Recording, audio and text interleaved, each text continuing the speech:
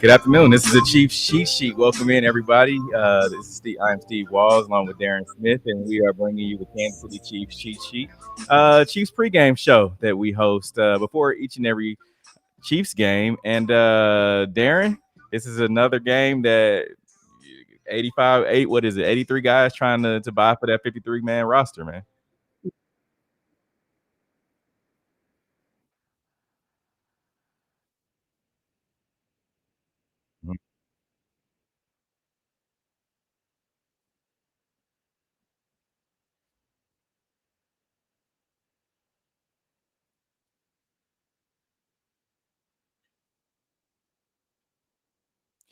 That is very correct. Now, it's funny because you have all of these guys that when you get to the third and fourth quarter, that I mean, we know with the first and second quarter, the Andy Reid has come out and said that the starters will play and that they will play up into the first half. Now, third and fourth quarter is what gets interesting about those players, and it's like, okay, do you let up or are you going to keep your foot on the gas? And I think that all of these guys will be keeping their foot on the gas because they want to make that roster.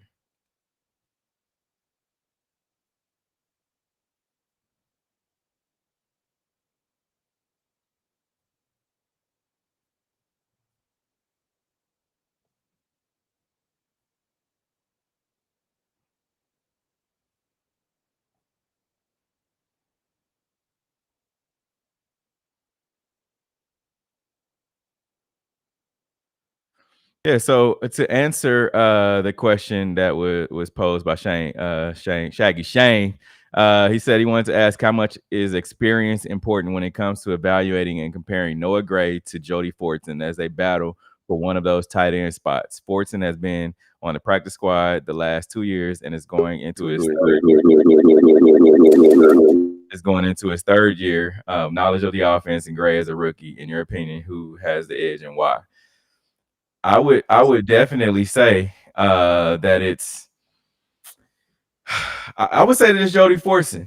When you look at Jody Fortson now, and there's only one caveat to that. I do believe that the Chiefs will keep all of the tight ends. I do believe that, but who the edge definitely goes to Jody Fortson, and the reason why I say that is because he has more of his ceiling is higher.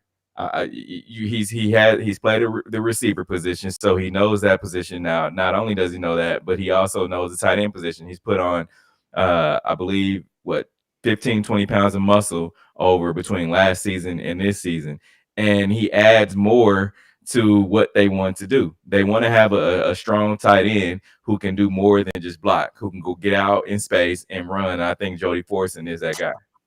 Yeah.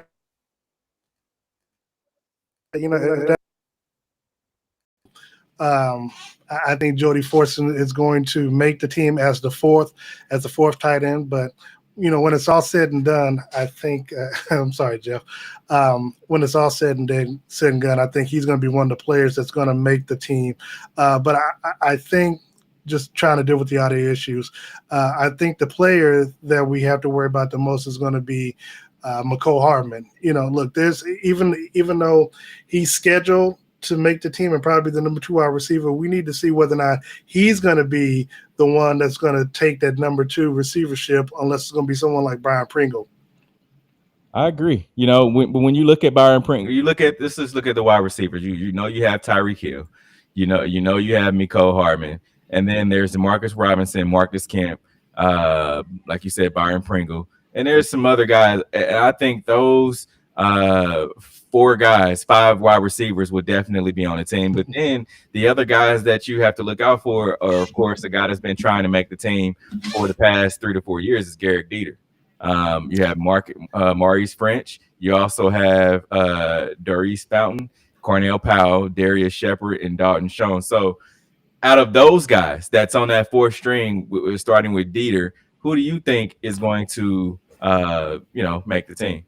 Be honest, obviously, when you've got Patrick Mahomes that's always out there rooting for, I think Dieter has the best chance of making it. You think so? Yeah. I don't know. If it comes down to Cornell Powell and Garrett Dieter, I would have to say Cornell Powell is going to make the team. Really, you think Cornell Powell? I do, and the reason I say that he's younger than Garrick Dieter. Garrick Dieter hasn't been able to get on the field. Um, he's been on a practice squad, right? Last year he was activated to the roster, but he played special teams. If you're going to keep a guy, you want to be able to keep a guy that you can throw in there. Uh, I'm not saying you can just throw him in there all the time at receiver, but he can get some reps at receiver when needed. Yeah, the only thing that worries me about Powell is that he hasn't been able to pick up the offense as much as we thought that he would. Uh, being one of the great draft picks for the Chiefs, but we've got to see what he's able to do coming out of tonight's game, because there's no guarantee that he's going to make the team. I think so.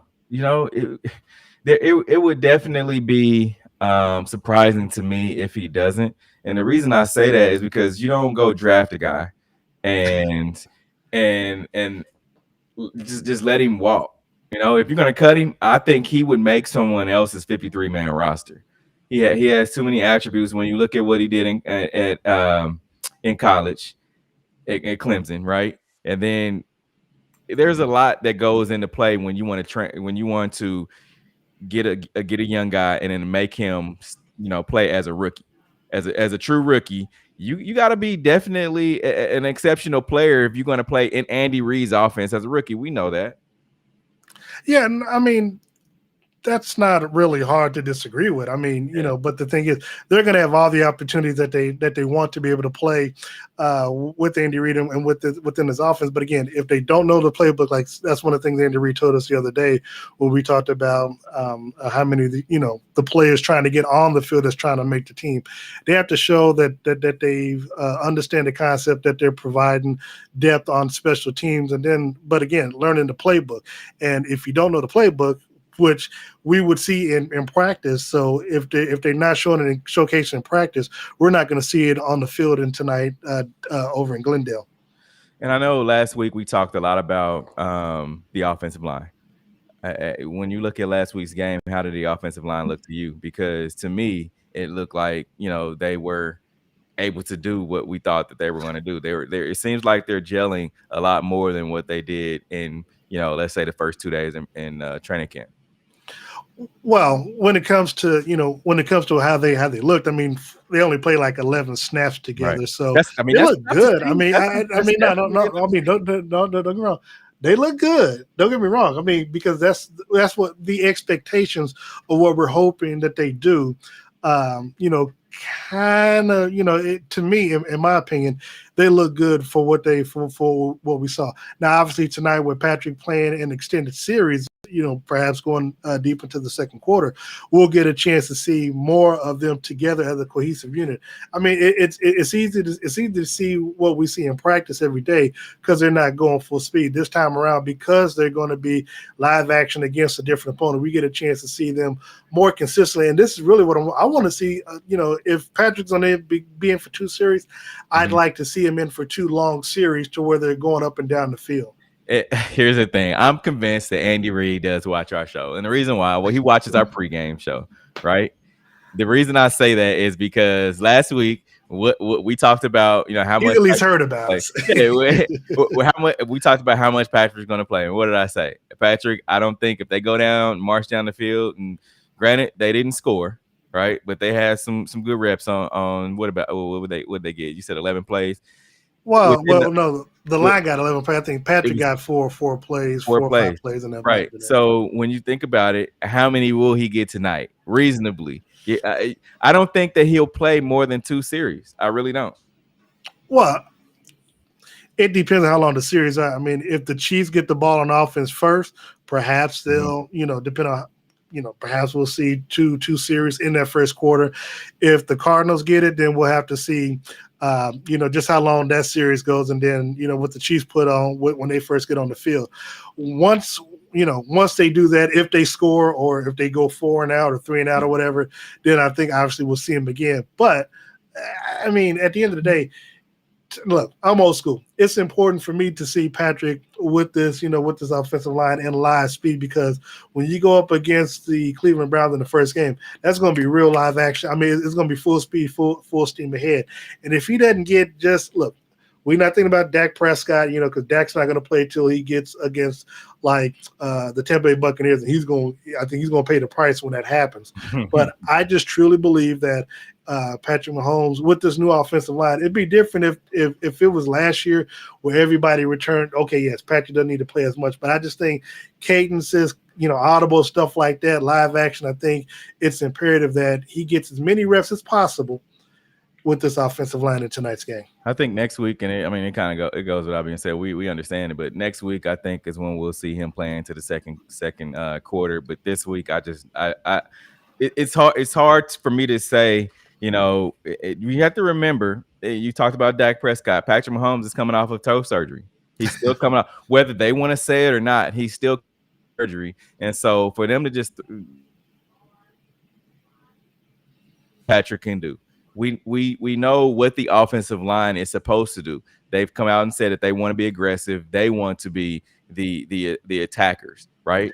So with that being said, I get the cadence deal, but throwing a quarterback back there, you could throw me or you back there, and they still are supposed to have the same responsibility. They're still supposed to not let us get sacked, right?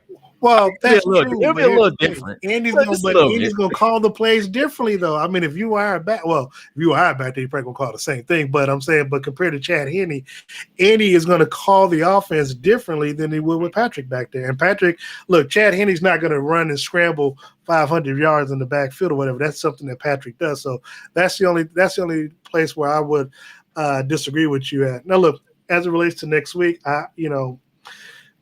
they might get in for a couple of series, because it's going to be the final game before the season, I think. But they have to prepare.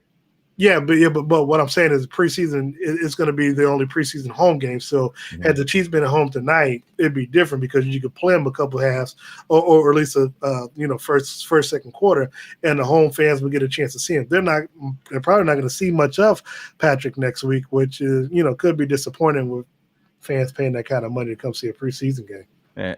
Fans already. If you're a Chiefs fan and you're watching, and you're headed out to GEHA Stadium, GEHA Stadium next week at Arrowhead. Mama named them Arrowhead. I'm calling Arrowhead Stadium. You don't expect the starters to play. Look, and I know, and every single Chiefs fan knows that the starters won't play much. It just. I agree with you there. Yeah, I agree with you. Guys play, and I just want to shout out a couple people that are watching real quick. Everyone that's watching us on YouTube Live and everyone watches us on Facebook, we appreciate it. Slim, what's up, buddy? He said he can't forget about the linebackers, Bolton and Willie Gay looking like beasts. I agree.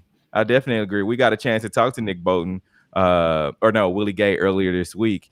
Just about what's been going on with him, because we haven't gotten Willie Gay, and he didn't get to play last week, and he was just talking about how much that Anthony Hitchens and a couple of the other guys, the veterans, have shown him the way pretty much, and that communication is definitely where he wanted to be right now.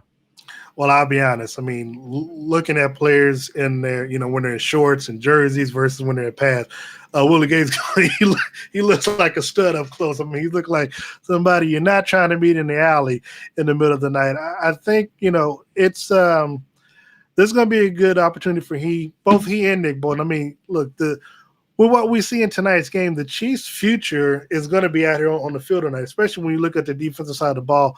We get a chance to see a lot of the defensive backs. But Willie Gay, being able to call some plays. I'm not sure how much of Anthony Hitchens we're going to see tonight, but to see, Willie Gay and Nick Bolton get a lot of the reps in tonight's game, I think it's going to be good if you're a Chiefs fan looking forward to see what the future is going to look like.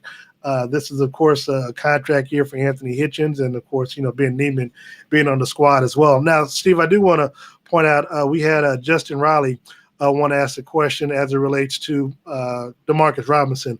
Will he compete for the number 2 receiver spot? As he said, Hardman had a lot of drop passes last season. So I think he will. When you think about a lot of people don't give Demarcus Robinson a lot of credit when it comes to the speed side of things. We know he's had some drop passes last year, but Demarcus Robinson is fast, a lot faster than people think. They think that, oh, Tyreek Hill and Mecole Hardman are the speedsters. No, Demarcus Robinson is right there with those guys, and he's a much bigger receiver than Mecole Hardman. But here's the thing, and I don't know if you agree with me, Darren, and I don't know if there are viewers watching us will agree, but when you have Mecole Hardman on special teams, I think that kind of comes into play and it affects his receiving game. I really do, because you think about it, he's taking a lot of hits on whether it's punt return, whether it's kickoff return. He'll take a lot of hits when it comes to that, and that takes a lot of focus as well. So when you think about him being a number two, how many number two receivers have been? If you can remember, how many number two receivers have been in the or top receivers in the league have been effective receivers along with playing punt return and kickoff return. I mean, in recent memory or recent history, I can't think of any of them because, I'm thinking of like Detroit Lions when they had Herman Moore, Johnny Morton, or, the St. Louis Rams when they had the fastest show on turf. That's a good point that you bring up with Demarcus Robinson. The thing is, and he's had his opportunities, we were there, I think it was in Oakland where he had the big game a couple years ago when the Chiefs marched on and won the Super Bowl. So he's capable of putting up big numbers, and he's capable of being a number two receiver. One of the conversations that I go back to that I've had with DeMarcus is that, and this was last year during the time, is that he feels that he can be a 1,000-yard wide receiver. The only issue, or I don't even call it issue, but the only thing is that Patrick is someone who will literally pass the ball around. I mean, there were games last year, you and I know, Steve, that Patrick had like 10 different receivers that he threw the ball to. So if he's throwing it to that many different receivers or running backs, and he's going to focus a lot on Tyreek Hill and Travis Kelce, well, it's not going to give a receiver like Demarcus Robinson an opportunity to actually get the number of catches necessary and the number of yards necessary if Patrick is spreading the ball all over the field. Now, and I know Robert Nutt just joined us. He said Deshaun Jackson. Yes, Deshaun Jackson. I forgot about Deshaun. But here's the thing. Yeah. Deshaun Jackson was real. There's no comparison when it comes to if you try to compare Deshaun Jackson, was the number one wide receiver. He was. But here's the thing. Deshaun Jackson compared to Mecole Hardman, there's a big drop-off. So that's what I'm saying. You got to be a different kind of, like, I think Tyreek Hill could probably do it, but when you got to be a different kind of guy to be able to still play kickoff return, punt return, and then be a number one wide receiver or even number two. Yeah, I don't see a scenario where Tyreek is returning punts this year unless Mecole is injured, or unless it's a Super Bowl or AFC Championship game where you kind of need a big play. Because I think the only time he showed up last year, or may have been 2 years ago, I think was against the Minnesota Vikings, where they weren't prepared for it, and he returned a good kick. Closing out on Mecole, I'm with you as it relates to hits, but I think only one time last year he broke a punt loose for a touchdown. He really doesn't return a whole lot of punt kicks or whatever, because they really don't kick it to him in a situation where he can return it. I know Tanisha Mahomes, Patrick's auntie, wants to know how many tight ends do you think Kansas City keeps? I think Fortson makes the team, so I would say 4. I mean, I know that's a stretch, but I think he makes the team. I agree. I would say 4. You have all these guys. Look, if they're going to keep 4 tight ends, and you got to remember that Blake Bell is not really a pass threat tight end. He's there for his strength at blocking, right? Which is a telltale sign. So if he's in there, they're going to know that they're running. Exactly. So then you have, of course, Travis Kelce. Then you have and then you have Noah Gray, which he's a rookie, and then Jody Fortson. So if they go and put Noah Gray on practice squad, I wouldn't even be mad at that. But I really believe that they're going to keep 4 tight ends. I got a question for you, because I know somebody asked us about our predictions for tonight, but looking at this and looking at what Kansas City can potentially look like this upcoming season, if you're Andy Reid, you generally already know who your top 46 players are, or even your 53. I got a chance to ask this question, and you were there, of course. But if you're one of these players that's on the chopping block, what do you need to do to show Andy Reid that I'm good enough to make this team? If you haven't already done so already, It's going to have to be, I mean, like they say each and every year, special teams. The difference between a guy that doesn't make the team and a guy that does is how well they perform on special teams. Now, we all talked to Dave Tobe, which he's the Chiefs special teams coordinator and also the head assistant coach, right? So Dave Tobe understands what it takes to be, because he's going to be a guy that goes and gets a head coaching job somewhere, some at one point, at some point in whether it's next season or year after. So he's able to evaluate talent just as well as Andy Reid is, and he knows the guys that he's done an exceptional job on the special teams with his special teams players. And so he understands what guys need to do in order to make the team. And if they get through, let's just say there's a tier system and they have to go through Dave Tobe first and then go to Andy Reid. Dave Tobe is right there. He's like that gatekeeper. So they need to please him first and then get to Andy. good point. Right. So That's a real good point. they have to be able to play special teams and do that well. Obviously, looking at tonight's game, the Kansas City Chiefs take on the Arizona Cardinals. Kickoff is in 1 hour. Of course, that's going to be, you can see it live locally in Kansas City on KNBC Channel 9, or if you got it on cable, ESPN. Steve, what are you looking for in tonight's game? Who wins tonight's matchup between the Cardinals and the Chiefs? Where the Chiefs are a 3.5-point favorite, over under is 41. I'm going to go with the Chiefs with the points, and I'm going with the under tonight. Real quick before I answer that question, Robert asked, he said I like Mike Hughes at punt return and Pringle kickoff return. I like that too.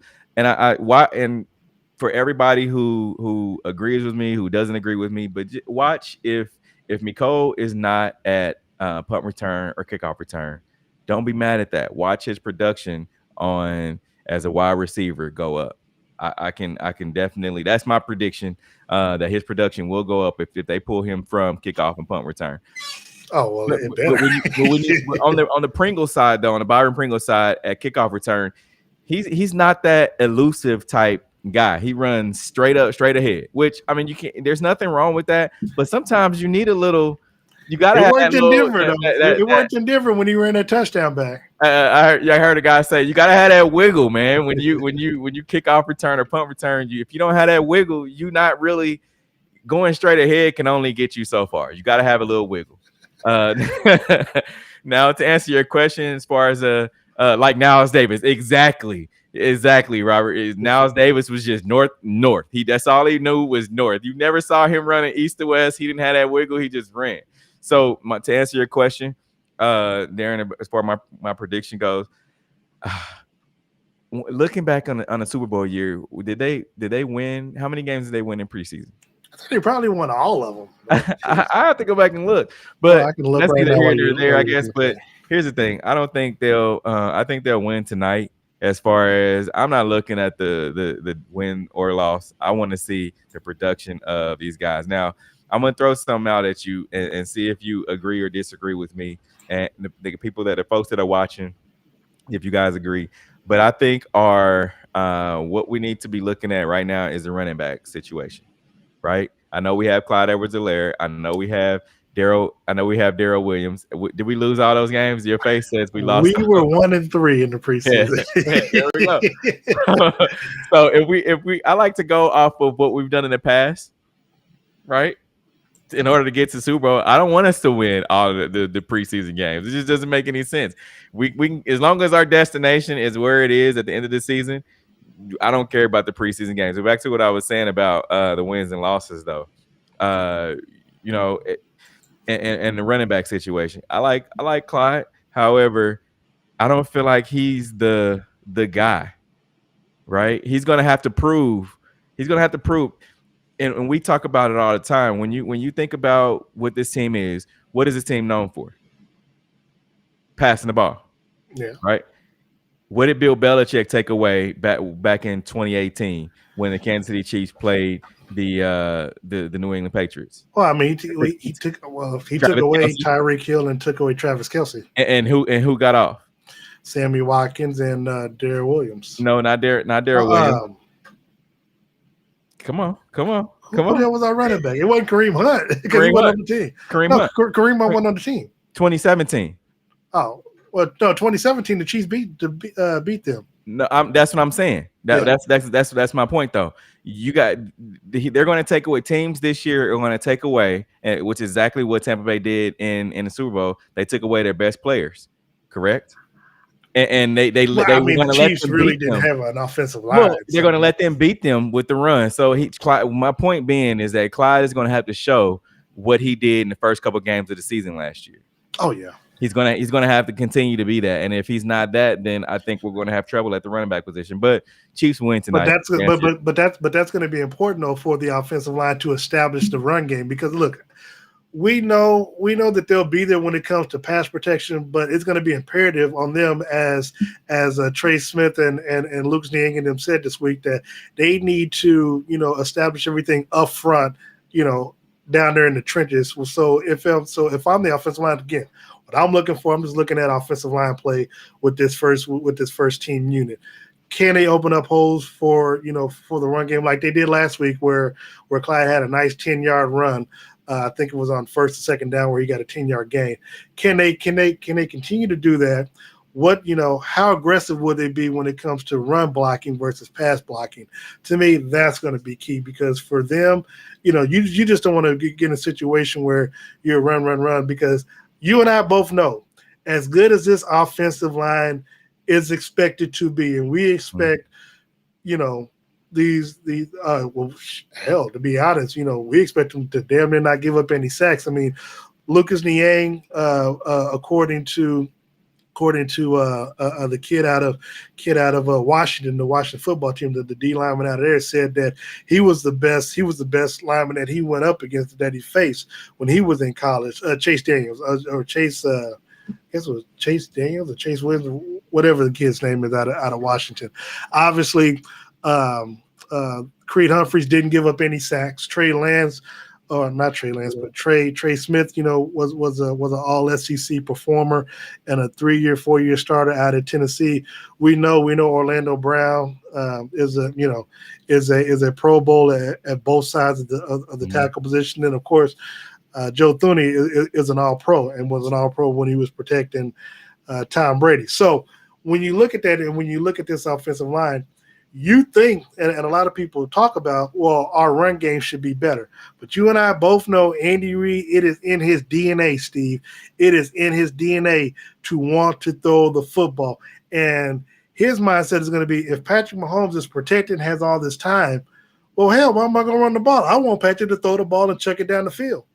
I agree. You hear no pushback for me when it comes to that. Now it's just going to be the camaraderie for the guys down front. That's just what it's going to have to be, and that's where they're going to get it from, is in the preseason.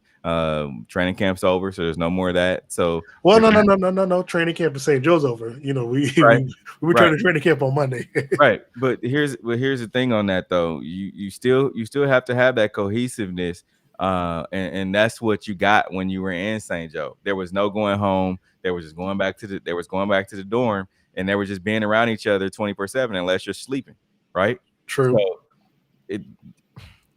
when it comes to the offensive line, we're going to have to see them within these next couple of games, see what they're able to do.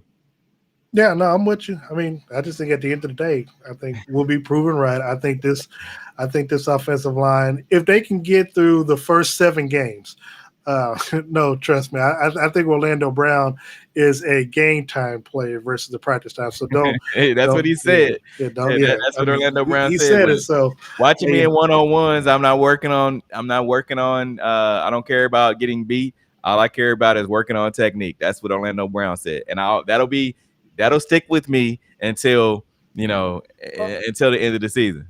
No, that's gonna stick with me for game 1, because when we see what he's like going up against Jadeveon Clowney and Myles Garrett and that Cleveland team that's gonna come in hungry, if he can have a good game, keep Patrick upright, I think sky's the limit. But look, they got to get past Cleveland. They got to get past Washington. They got to get past Baltimore. Obviously, Buffalo as well. If you can get through those early games where you're facing 5 out of the 7 teams in your first 7 games that actually made it to the playoffs. If they can, if that offensive line can hold up against those type of defenses, sky's the Mhm. limit.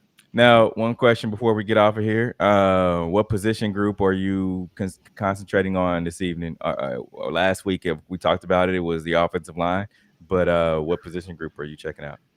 Well, I'm still going to see the offensive line just to see how Mhm. they hold up. I mean, because you got a new unit, and then even the second unit, you got to see how they gel together. But outside of that, I think the linebacker position. I mean, we can easily say we can go down and talk about the wide receivers as well. But I think on the defensive side of the ball, I'm gonna be more focused on that. I want to see what Willie Gay and Nick Bolton are able to do when they're in the game together, and then of course seeing how our defensive backfield holds up as well. Because you got to remember, I don't think the Cardinals are playing their starters in tonight's game, I mean it's not going to be a fair apples to apples comparison of what we see. But again, I'm more concerned about what our players look like versus what the Cardinals look like. Darren, another good show. It's been fun. Remember, you can catch myself, Steve Walls, Darren Smith, the Kansas City Chiefs cheat sheet before each and every Chiefs game. It's gonna be fun, man. Coming up this season, we Hey have man, one hey, the more good thing is preseason game. Hey, the good thing is we are back at the game next week, man. And look, everything, if everything works according to God's will, we'll be traveling on the road again. So we'll be. This will be the last time we should be in the studio. From here, we should be uh, at the sites of the games, and then going into the playoffs, and then Los Angeles. So. Darren, where can folks find you broadcasting this week? Well, you can tune in on Sunday morning, Sports Radio 18 WHB with the ship with Darren Smith from 9 to 11, Monday through Friday, ESPN Kansas City with Darren and Sterling with my co-host Sterling Holmes. And, of course, Facebook, Twitter, Instagram, all that good stuff. Just find me. I'm around. All right, remember, you can find myself at Steve Walls KC with the W Show Saturday mornings. We'll be broadcasting live tomorrow morning, 11 a.m. to noon Central Time. If you're not in Kansas City, that's at the W Show KC on social media, 100.1 FM. Until next week, we are out of here.